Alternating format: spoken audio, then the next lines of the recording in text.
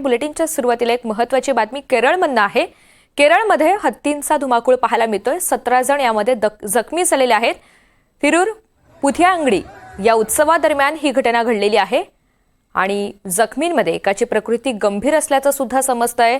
उत्सवाच्या शेवटच्या दिवशी दुपारी 12:30 वाजण्याच्या सुमारास ही संपूर्ण घटना घडली।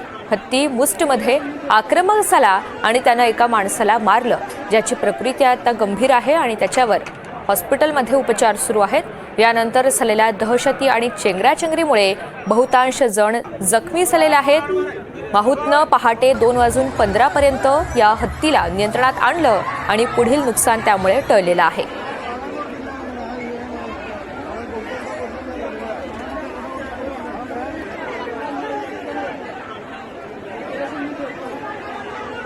केरळमधली आपण ही दृश्य पाहतोय। पक्कत्थू श्रीकुटन नावाच्या हत्तीचा हा धुमाकूळ आणि याचमध्ये एक जण गंभीर जखमी झालेला आहे आणि त्याच्यावर सध्या उपचार सुद्धा सुरू आहेत। त्याची प्रकृती गंभीर असल्याचं समजतंय।